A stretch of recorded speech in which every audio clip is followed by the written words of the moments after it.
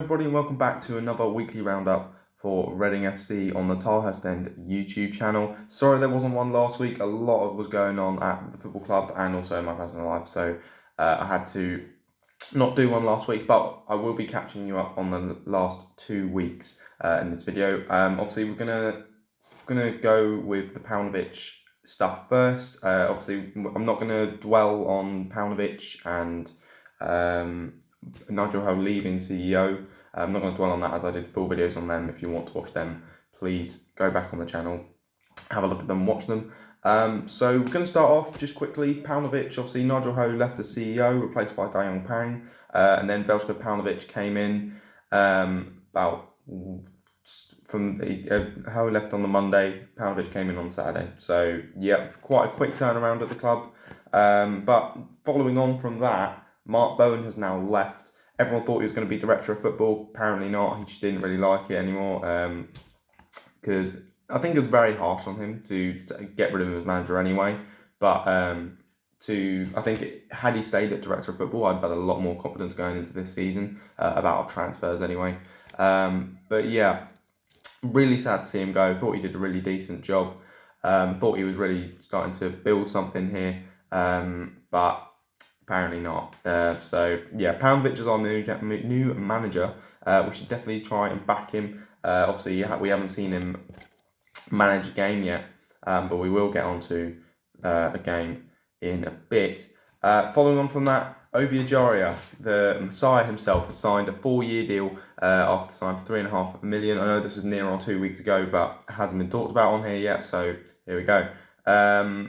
I think it's a massive signing. I think it could be one of our most important signings we make this summer. I think it was essential. We got him on the long contract anyway. I don't think anyone's got as long as contract as he does now. So yeah, I think end product is something that he needs to work on. If he can get his end product right, then we have a top quality player. Like obviously we have a top quality player already because Ejaria literally he can get past anyone in this division, but if he can get more goals, get more assists. He only got 3 goals and 1 assist last season, which for an attacking midfielder, it's not the best. Or we'd like a bit more output from him. So hopefully we can get a little bit more from him. But it's an overall massive signing. I'm really happy with it. I'm sure most Ren fans are happy with it as well. We'll then move on to a couple more transfer rumours that came out over the past 2 weeks. Sam Smith is allegedly heading to Gillingham or AFC Wimbledon on loan. Spent last season on loan at Cambridge. Did fairly well, got a couple of goals here and there. I think it'll be it should be good for his progression because obviously playing 1 season in League 2, then going to League 1. I'm sure he can make that jump up, but I don't think he's got a year left on his deal and I don't see him getting anywhere near this team. I think he'll probably be released in the summer unless he does amazing things at either of the clubs. Nothing's been confirmed yet, it's just rumours, but apparently he is being looked at by those 2 League 1 clubs. Jordan Holsgrove is apparently close to moving to Celta Vigo, probably going to play for their B team. I can't see him playing for the La Liga side anyway. But sad to see him go. Looked to be the John Swift backup in the Gillingham friendly. Wasn't in the squad for the Colchester game, which we'll get onto. But yeah, I'll be sad to see him go. He had a really good season at Baleares in Spain in the 3rd division or something like that. They split it up into like 4 divisions. It's really weird. But yeah, so sad to see him go. Decent little player. Came through our academy, homegrown. So sad to see him go, but wish him all the best of luck. And another one that came up, Sheffield United apparently looking at Yakou Meite.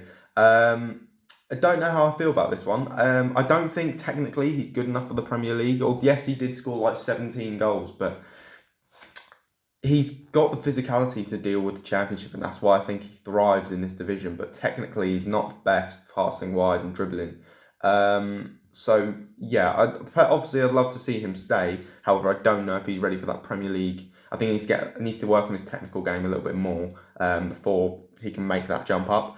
But I would ideally love to stay him. He loves the club. He's probably one of the most passionate players I've ever seen play for this club for a long time. So it'd be sad to see him go, but it doesn't look like he's going because that's the only thing that broke on the Bank Holiday Monday, which is a week ago today now, and nothing's come out since. So don't think anything's come out on that.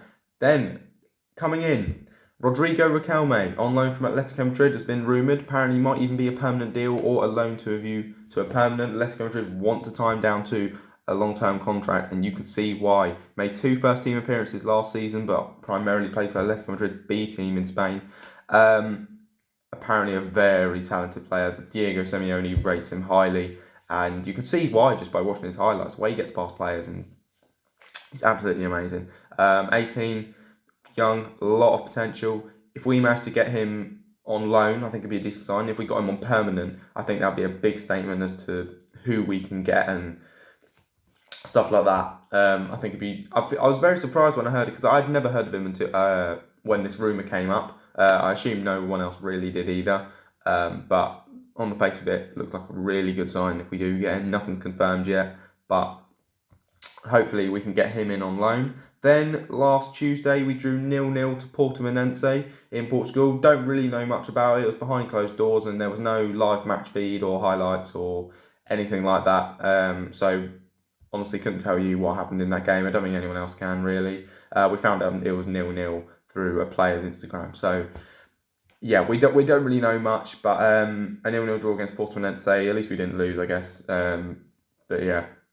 Then a couple of days ago, actually late last week, Ian Maatsen, the Chelsea left back, 18-year-old, played for Holland's youth teams, came for a final before joining Chelsea a year or so ago.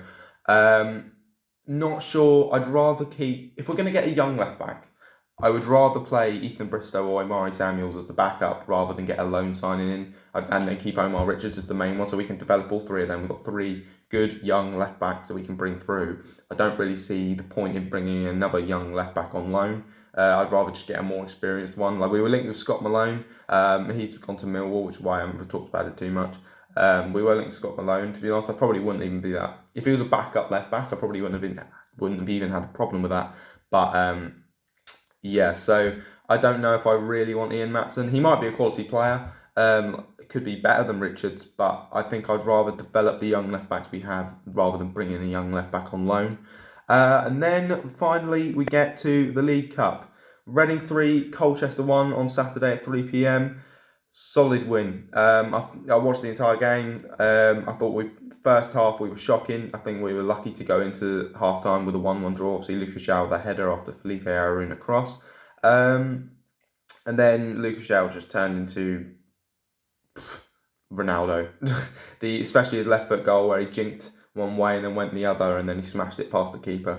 I thought it was a really good showing from Lucas Shaw. I think second half we just played really well. I think Rinomota coming in for McNulty was a game changer really. But yeah, I think it was a really good result. But we gave a lot of players debuts as well, which is really what I like to see. Out of the 18 man we had, 10 of them came for our academy, which is something that we love to see. I'd love to see anyway. Ethan Bristow, Luke Southwood, and Nahum Melvin Lambert. I think that's his name. I don't know how you say the first name. But they all made their debuts. I thought Melvin Lambert played quite well when he came on. He had one really good one-on-one chance near the end of the game and he put it straight at the keeper, which is really unfortunate. I thought he was going to put it away and make it 4. Luke Southwood had a decent game. He didn't really have much to do. The goal was there was nothing he could do about it. Giovanni Brown with a brilliant finish. And then Ethan Bristow I thought did really well. I don't think anyone was expecting him to make the lineup. Obviously I haven't seen him in pre-season. It's mainly been Omar Richards and Omari Samuels. So to see Ethan Bristow start was decent. And for a debut, I thought he did pretty well. Showed a good amount. He showed a lot of pace, a lot of trickery going forward. Defending wise, he was okay. But they did cause him a lot of problems down that right hand side in the first half. But yeah, I thought that was a really decent result. It was a nice way to start our season. Obviously, Paunovic, it was confirmed after the game by John O'Shea that he did pick the team. It does look like a team that he just kind of wants to see more of because we hadn't seen the Luco at all in pre-season and McNulty and Baldock. All these players that kind of on the fringes kind of played. So obviously not more Morrison and Lucas Shaw and Elise. I think they're 100% going to stay and be part of the first team. But the other ones, however, Bit of an iffy one. Putting Baldock on the left and McNulty on the right really didn't work. I think when McNulty came off and Rinomhota came on, and then we played a bit more narrow, I thought that really worked. I think Rinomhota, because we need that defensive midfielder, because we had 3 strikers on, and then we had Aluko, who's an attacking winger, Elise, who's an attacking midfielder, and Lawrence, who's a box-to-box player, which means he gets forward and back. So technically, we only had 1 player who would get back, which when I saw that like at the start, I was a bit like, that's a bit that's going to be a bit of a problem. And we went 1-0 down, and Colchester really put the pressure on us early on. And because we had too many attacking players on the pitch, we need more balance in our midfield. And when Rinomhota came on for McNulty, I thought he gave us that balance. But yeah, overall, really good result. And then the draw for the second round and the third round was the day after, on the Sunday. We faced Luton on the week commencing 14th September in midweek. The details are yet to be confirmed, but we play Luton at home. I don't know how to feel about it. They beat Norwich 3-1 on Saturday, and they ended last season really well. So whether it's going to be a tough game. It's going to be a tough game. Luton. Nathan Jones has revitalised Luton. They are playing really well. Obviously, Collins with the hat trick as well against Norwich, and it was a good Norwich side. Like, they had 15 players on international duty, and they still had like a very quality Championship side. So put out. So yeah, I'd like to think we could win that, but it is Luton, and I think they could definitely get a result against us, but obviously, hopefully not. Hopefully we win. And then in the third round, it doesn't look like we're going to get much further, because we'll play Manchester United at home. I think it's most likely going to be on TV purely because it's Manchester United, so that's a plus. But it'll be a good test for the boys. That's going to be on the week commencing 21st September, so the week after.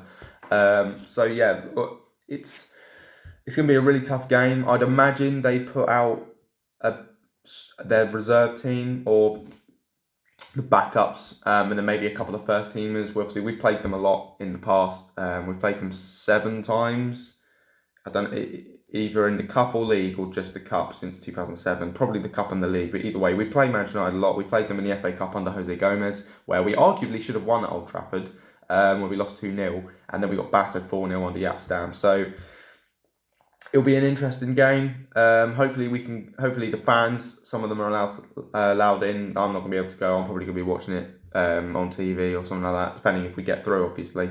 But yeah, I thought that was a decent draw. Manchester United would be a nice test. I don't think we're really taking it too seriously. So third round in the League Cup for the season, I'll take. We don't really go too far in the League Cup. It's more the FA Cup. We always seem to go a bit further in. Obviously the semi-finals in 2015 and the quarterfinals in 2011. So yeah, we seem to go pretty far. But yeah, I believe that's it for the last 2 weeks anyway. I will be back doing this weekly, so please stick around on the Tarhurst End YouTube channel. And next week we'll be covering, or we'll be reviewing the game away at Derby, start kicking off our Championship season. Hopefully we can get all 3 points. Obviously Derby played Barrow and drew 0-0 and really poor going forward. So if we can put out our strongest team, I think we could definitely get a result. I think even against Colchester, I thought some players stood out. I thought Michael Elise played really well. Obviously, Lucas Shaw with a hat trick. I thought Michael Morrison, nothing was getting past him. He was just winning every second ball, which is something we love to see. So yeah, I think that's it for this weekly roundup. Thank you so much for watching. Make sure to like the video and also subscribe, and I'll see you next time.